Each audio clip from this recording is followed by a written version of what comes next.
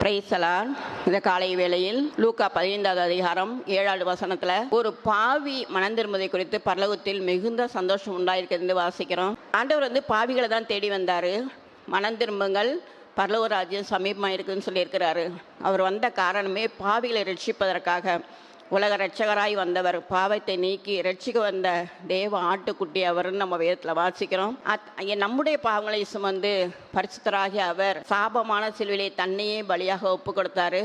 அவர் அந்த இளவயது 33 வயது இளவயதில் நம்ம பாவங்களுக்காக அவர் பரிகாரியாக இருந்து பாவங்களையும் நம்மளுக்கு விடுதலை கொடுத்தாரு. அப்போ அவர் பாவி மனம் திரும்பணும் அப்படின்னு தான் அவர் வந்தார் இந்த உலகத்துக்கு. பாவி எப்படியாவது பவுல் சொல்கிறாரு, ஒரு சிலரையாவது பரலோகத்தில் சேர்க்க நான் எல்லாருக்கும் எல்லாம் ஆனேன்னு சொல்கிறாரு. அதே போல் இப்போ ஊதாரி மைந்தனை பார்த்தீங்கன்னா 2 சகோதரர்கள், ஒரு தகப்பனுக்கு பணக்கார வீடு. இளைய சகோதரன் தன்னுடைய பங்கை பிரிச்சுக்கிட்டு போய் எல்லாத்தையும் ஊதாரியாக செலவழிச்சிட்டு அவன் ஒரு பன்றியோட நெற்று கூட கிடைக்காம பட்னியாக இருக்கும்போது அவன் நினைக்கிறான், என் அப்பா வீட்டில் அவ்வளோ வேலைக்காரர்கள் 3 வேளை சாப்பிட்டு கொளுத்துருக்கும்போது நான் எதுக்கு பன்றியோட தவிட்டு திங்கணும், நான் போவேன்.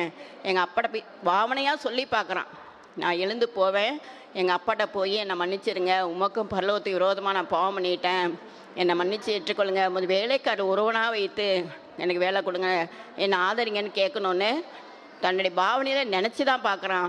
ஆனால் அவன் போன நாள்லேருந்து அவங்க அப்பா என் மகன் எப்போ திரும்பி வருவான்னு சொல்லி அவளோடு பார்த்துட்ருக்காரு. உலக மனிதனாகி அவரே அப்படி இருக்கும்போது பரமபிதா நம்ம எப்போ வருவோன்னு சொல்லி மனம் திரும்பி எப்போ வருவோன்னு சொல்லி ஒவ்வொரு நாளும் பார்த்துட்ருக்கிறாரு. அப்படிப்பட்ட நல்ல தேவனிடத்தில் அப்பா பாவிகளாகிய யாரும் பாவலன்னு சொல்ல முடியாது, எல்லாருமே பாவிகள். நீதிமான்கள் கூட ஒரு நாள் 7 தடவை விழுவான் என்று வேதத்தில் வாசிக்கிறோம். அப்போ ஒவ்வொருவரும் அவருக்கு முன்னாடி போய் நிற்கணும்னா அவரை போல பரிசுத்தமுள்ளவராக இருக்கணும். ஆனாலும் நம்மளை தேடி வந்த தெய்வம் நம்ம என்னைக்காவது ஒரு நாளை மனம் திரும்பி வருமோ என்று பார்த்துருக்கிறாரு.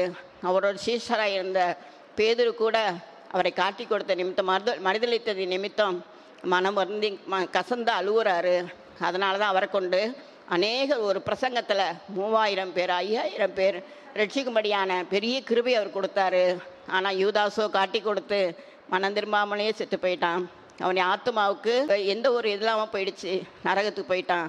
அதனால் கடவுள் சொல்கிறாரு, இரக்கமுள்ளவராக இருந்து பாவிகள் எப்போ எண்ணத்தில் வருவார்கள் என்று அவளோடு காத்துட்டுருக்காரு. எல்லாருமே அவருடைய படைப்பு, அவருடைய பிள்ளைகள். அதனால் நாமளும் மனம் திரும்புவோம்.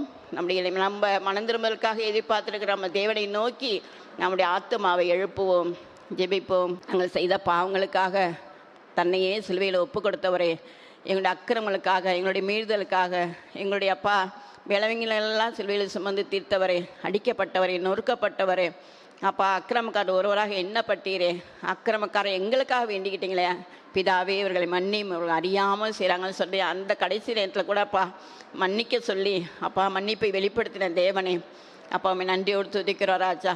அப்பா எங்கள் பாவங்களுக்காக மனம் வருந்தி திருந்தி உமக்கேற்ற தூய வாழ்க்கை வாழ கிருபை செய்யப்பா. ஒரு பாவி மனம் திரும்புவது நிறுத்தம் பரலோகத்தில் அவ்வளோ சந்தோஷம்னு அப்பா வேதத்தில் வாசிக்கிற ஆண்டவரே.